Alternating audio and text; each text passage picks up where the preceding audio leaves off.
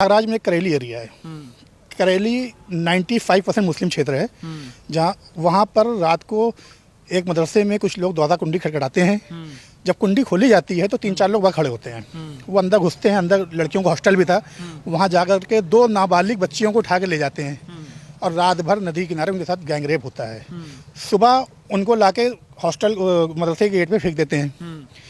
FIR दर्ज नहीं हो पाती है। क्यों नहीं हो पाती है, किसका संरक्षण होता है उस पर? उस समय सांसद थे अतीक अहमद, विधायक थे अशरफ।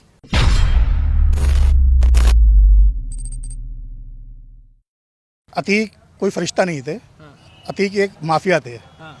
और माफिया का अंत जो होता है वो इसी प्रकार होता है जैसे हुआ।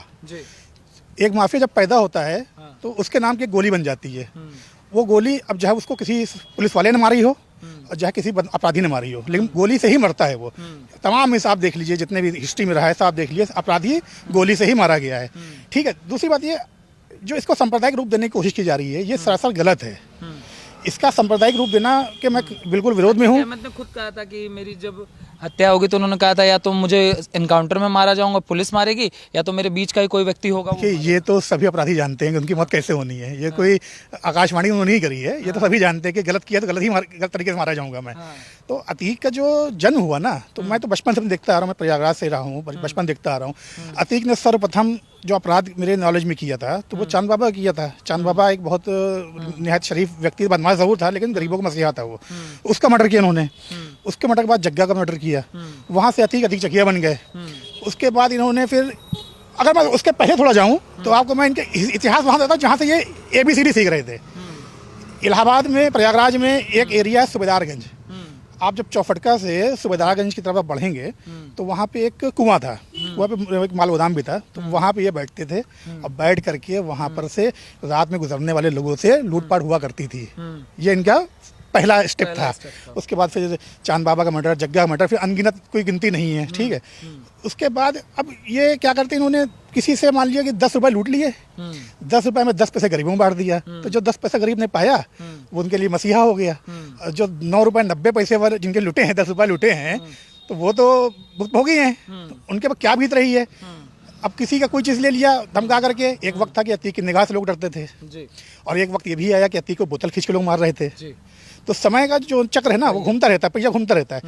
अब महाभारत को आप देख लीजिए, महाभारत में सत्य और असत्य के मामला था सारा। ठीक है। भीष्म पितामह का इसका जीता जाता रूपांतर है, किस तरह हमारे। जी जी जी जी। तो अब कृष्ण भगवान ने किसका साथ दिया? जिसके पास कुछ नहीं था, और जिसके पास सब कुछ था वो युद्ध हार गया। तो डिपेंड करता है कि जो व्यक्ति अपराधी है, तो अपराधी के साथ जो हुआ सही हुआ या गलत हुआ। तो अपराधी का मतलब है गलत करोगे तो गलत भुगतोगे। जो कल हुआ, परसों घटना हुई, वो अकल्पनीय है।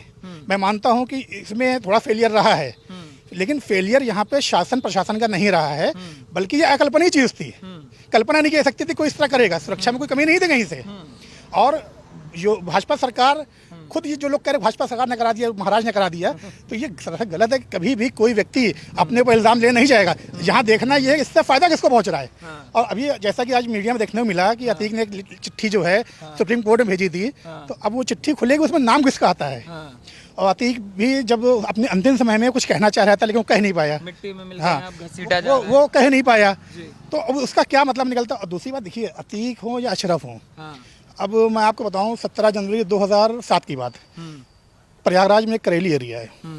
करेली 95% मुस्लिम क्षेत्र है, जहाँ वहाँ पर रात को एक मदरसे में कुछ लोग दरवाज़ा कुंडी खटखटाते हैं।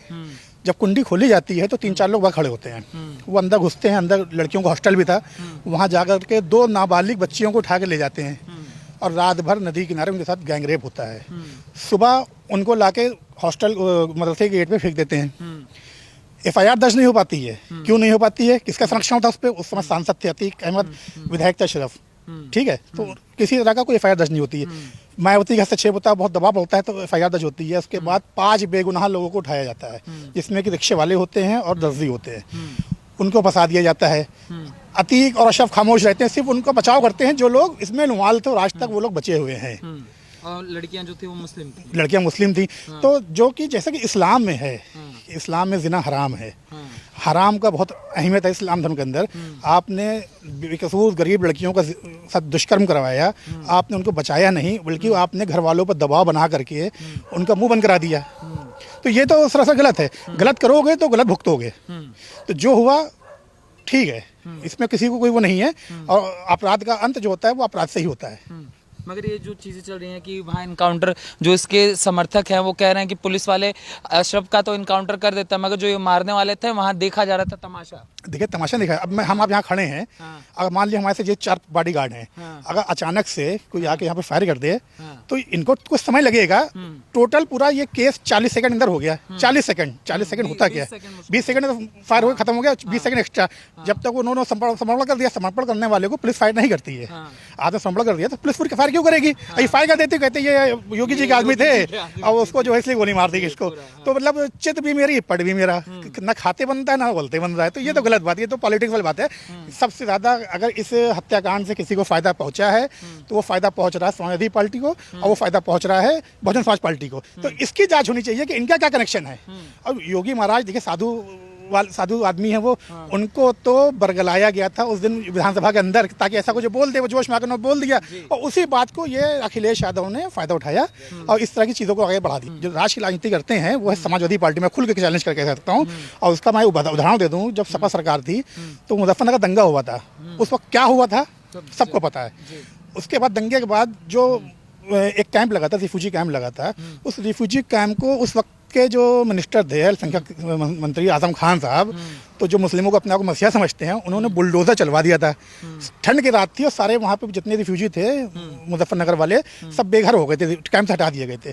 तो ये क्या है? ये आज आजम खान परेशान क्यों परेशान है? क्योंकि उनके ऊपर भी ऊपर वाले की लाठी पड़ रही है। जो गलत करेगा वो गलत भुगतेगा।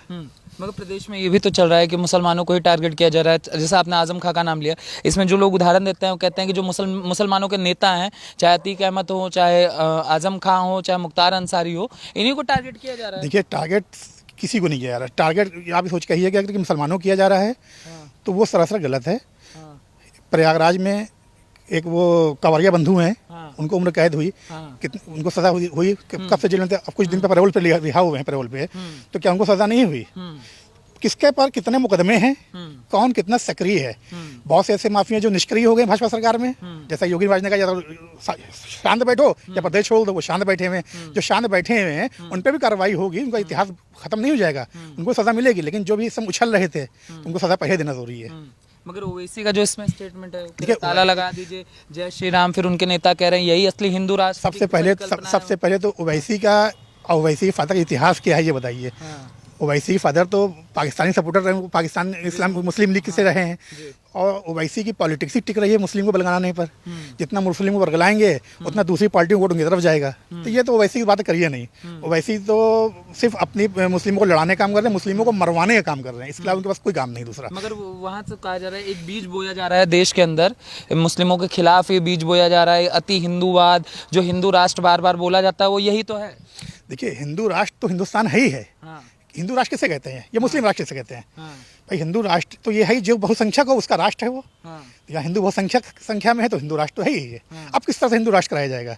क्या मुस्लिमों को बाहर कर कराया जाएगा? ऐसा नहीं। मुसलमान कल भी यहाँ का नागरिक था, आज भी है, और जितने मुस्लिम हैं चैलेंज से कह सकता हूँ सबका डीएनए जो है वो आप देखेंगे तो हिंदू ही मिलेगा डीएनए जी। मगर ये जो पूरी की पूरी परिकल्पना रही, चाहे असद वाला हो, इनकाउंटर पे भी तो कर रहे थे अखिलेश जी। ममता बनर्जी कह रही है वो तो स्तब्ध है, इस तरीके की कानून व्यवस्था देखो वो स्तब्ध। ममता बनर्जी के प्रदेश में डेली 50 लोग मारे जा रहे हैं, बेगुनाह मारे जाते हैं। वो उनकी सरकार वहाँ दबा देते हैं। और यहाँ पे जो कि अपराधियों सफाया अगर हुआ किसी तरह से अपराध है तो उसको अपराधी काउंटर किया गया। काउंटर ऐसे नहीं इसको गोली मार दी गई, भाई उसने पहले गोली चलाई तो दूसरी गोली पुलिस चलाएगी अपनी आत्मरक्षा में। तो इसमें ममता बनर्जी का बयान की बिल्कुल मैं निंदा करता हूँ। अपना राज संभाल नहीं पा रही है, प्रदेश में दखल दे रही है। उनका सपना है दिल्ली में बैठना, तो वो जो कि कभी हो नहीं सकता पूरा। मगर आप जो कह रहे हैं रामगोपाल यादव आजकल चर्चा में है, वो तो बयान दे रहे हैं कि माफिया, अतीक अहमद कोई माफिया नहीं है, ये तो मीडिया ने उनको माफिया बना रखा है। एक में तो सजा हुई थी। देखिए उनकी नज़र में तो पूरे समाजवादी पार्टी फरिश्ता है, फरिश्तों का गढ़ है। समाजवादी पार्टी में कौन बदमाश नहीं है। समाजवादी पार्टी जब सरकार थी तो आम नागरिक, आम महिलाएं क्या रोडों चल पा रही थी? जिसको देखो उठा लिया जाते थे, गाली गलौज लूटपाट आज दिन का मामला था। ये अतीक का जो मैटर हुआ आया था, ये जो मदरसा कांड हुआ था, उसमें मुलायम सिंह की सरकार थी। मुलायम सिंह ने एक बार उन बच्चियों के घर मिलने तक नहीं गए थे और उनको वोट चाहिए मुसलमानों का। तो सपा तो बिल्कुल यादववाद पार्टी है, परिवारवाद पार्टी है, इसके अलावा उनके पास कुछ नहीं है। उनका काम मुसलमानों को बगला। आज ये देखिए, सपा सरकार में रही, सपा सरकार में यादवों के अलावा मुसलमानों को क्या भला हुआ? मायावती सरकार रही, SC ST के अलावा किसका भला रहा? मुसलमानों कौन से पद पे आज बैठे हुए? सबसे ज़्यादा सरकारी नौकरी में अगर कोई किसी सरकार में मुसलमान है तो वह भारतीय जनता पार्टी सरकार में, और आयोग वगैरह में सबसे ज़्यादा मुसलमान हैं तो भारतीय जनता पार्टी सरकार में। आप क्या कहेंगे भैया, क्या नाम होगा आपका? मेरा नाम मोहम्मद हफीज़ है। मोहम्मद जी, ये जो पूरा प्रकरण हुआ, कहा जा रहा है मुसलमानों को परेशान किया जा रहा है, भाईचारा समाप्त हो जाएगा, प्रदेश की सरकार कुछ संभाल नहीं पा रही। ऐसा भाई मुझे तो नहीं लग रहा है। हाँ। मैं भी मुस्लिम हूँ, हाँ, ठीक है, और आज तक हमें तो कोई दिक्कत नहीं हुई, हाँ, और ना ये उत्तर प्रदेश में कभी कोई दिक्कत हुई मुस्लिम को। कोई मुस्लिम बता दे कि हमें टारगेट किया गया हो, और जो गलत करेगा जाहिर सी बात उसके साथ गलत हो नहीं होना। हाँ। तो उसमें प्रकरण रहा, इस पे आप क्या कहते? देखिए, मेरा सीधा सिद्धांत भैया, बुरे काम के नतीजा बुरे हैं, चाहे जो हो। और हमारे माननीय योगी जी ने ये साफ कहा है कि वहाँ जात और धर्म का कोई मामला नहीं है। अगर जो भी गुंडा माफिया हैं उनके साथ कार्रवाई उचित होगी। और समाजवादी पार्टी कह रही भाईचारा समाप्त हो रहा है प्रदेश के अंदर। कहाँ भाईचारा समाप्त हो रहा है? क्या समाजवादी पार्टी दूध की धुली हुई है क्या? हाँ। मुझे तो नहीं लग रहा दूध की धुली। इससे पहले तो जब उनकी सरकार थी तब तो बहुत गुंडाई होती थी। हाँ, यादव नहीं उलटते थे। हाँ। और ये जो बुलडोजर चल रहा है, बुलडोजर किसके ऊपर चला है? हाँ। कोई शरीफ आदमी के ऊपर चला हो बताइए? बुलडोजर पे ही सवाल उठ रहा है, कह रहे हैं तीनों पकड़े गए, इनके घर क्यों नहीं बुलडोजर चला दे रहे हैं बाबा? देखिए, कब पकड़े गए हैं? जी। परसों पकड़े गए, 2 दिन हुआ ना। हाँ। समय थोड़ा दीजिए। हाँ। कोई बख्शा नहीं जाएगा। हाँ। उनका तो खुद का घर भी नहीं है। नहीं, घर खुद का हो ना हो, किसी जो भी अपराधी हैं, हाँ। उनको नेस्तनाबूद करने का काम आदरणीय योगी महाराज जी कर रहे हैं, और आगे भी होता रहेगा काम। इसको किसी धर्म से मत जोड़ें। अपराध जो करता है वो अपराधी कहलाता है, और अपराधी के साथ किसी रियायत के विरोध में हमारी भाजपा सरकार नहीं मगर है। इसमें भी कहा जा रहा है बुलडोजर पे सवाल उठते हैं। जैसे हम लोग बात कर रहे थे, लोग बोल रहे हैं कि बुलडोजर अगर चलाना मतलब करना है तो अगर अतीक ने किया है, उन्होंने किया है, जो भी करता है तो उन पे कार्रवाई कीजिए। आप पूरे परिवार का घर क्यों गिरा देते? देखिए, गेहूं सा खून पिसता है, ये पुरानी कहावत है। और परिवार पूरा जो है वो अपराध में लिप्त था।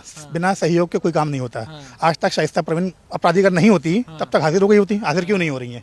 उनको किस बात का डर है? ठीक है ना। और जो अगर ये इनका लड़का असद अगर अपराधी नहीं था तो क्यों भागता? अगर वो आज सरेंडर कर दिया होता तो क्या गोली मारी जाती उसको? काउंटर हुआ तो उसका नहीं हुआ होता।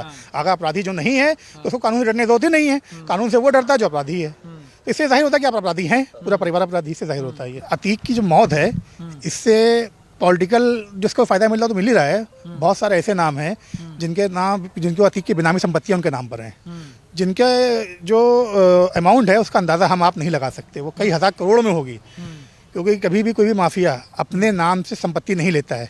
वो संपत्ति जो भी लेता है वो दूसरों के नाम से लेता है। तो हो सकता है कि इसी में से किसी ने उसको मर्डर करवा दिया हो कि ताकि उसकी संपत्ति उसके नाम हो जाए। क्योंकि देखिए, एक बेटा मारा गया, अतीक 2 भाई थे, दोनों खत्म हो गए, पत्नी फरार है, 2 बेटे जेल में हैं, 2 बेटे बाल विकास उसमें हैं, बाल सभागृह में है, जो कि अभी माइनर हैं। तो इससे प्रॉपर्टी कनेक्शन भी इसको जोड़ा जा सकता है। ठीक है। और अभी इसमें एक ये आ रहा था कि कोई सफ़ेद पोस्ट दिल्ली में नेता है जो सपोर्ट कर रहा था, और हथियारों का जिक्र भी आया। उसके तो भाई आगे इंक्वायरी चल रही है, तो हो सकता है ये कनेक्शन भी हो। तो मैं इस बात गारंटी से कह सकता हूँ कि ये सब खुलासा होगा, आने वाले वक्त में सारा खुलासा होगा। जो दोषी हैं वो सब पकड़े जाएंगे। असद पे भी चला कि बच्चा है, बच्चे को मारा गया। देखिए, बच्चा क्या, जो बालिग है तो उसको बच्चा नहीं कह सकते। और अगर वो बच्चा है तो फिर वीडियो CCTV कौन आया है? और दूसरी बात देखिए, एक वीडियो वायरल कुछ दिन पहले हुआ था जिसमें असद मेरे ख्याल से रहा होगा 12-13 साल का, गोली चलवा रहा था शादी बारात में। तो बच्चा तो वो भी है, तो इसमें कसूर तो बड़े का है। और कसूर की सज़ा जो है वो सब पूरे परिवार को झेलनी पड़ी उनके। क्या लड़का भी गया, खुद भतीजा भी, चाचा भी गया, बाप भी गया। तो इसमें दोषी पूरा परिवार है। बस शाइस्ता कह रही बेटे को नहीं लाना चाहिए था, तो अतीक अहमद ने कहा था कि 18 साल बाद मुझे वो शेर का बच्चा है, मुझे नींद मिली। देखिए, अतीक ने एक और बात बोली थी कि या तो मुझे मार दो, नहीं तो मैं तुम्हें मार दूंगा। ये बात अतीक ने 2 दिन पहले बोली थी। तो ये सब चीज़ें जो फ़ायदा किसी ने उठाया है इसका, और ये फ़ायदा या तो उठाया है जो बिल्डर्स हैं जिनकी संपत्ति अतीक की थी, या फिर पॉलिटिकल फ़ायदा उठाया गया। पाकिस्तान का भी नाम आ रहा हाँ, था, SI का भी सबसे ज़्यादा जो निशाना मेरा है वो है उस व्यक्ति के ऊपर जिसका नाम आया था, सफ़ेद पोश व्यक्ति जो दिल्ली में बैठा हुआ। वो कौन व्यक्ति है? पूर्व सांसद है वो। अब कौन है इसकी तो सीबीआई जांच होनी चाहिए इसकी तो, तभी नाम जाकर उजागर होगा। मतलब आपका कहना है कई लोगों का नाम गर्द में था, उससे पहले अतीक को गर्द में। लेकिन मुझे ये पूरी आशा है कि इस पूरे प्रकरण का योगी आदित्यनाथ जी जो है उजागर करेंगे और जो दोषी है वो फांसी की फंदे तक पहुंचेगा।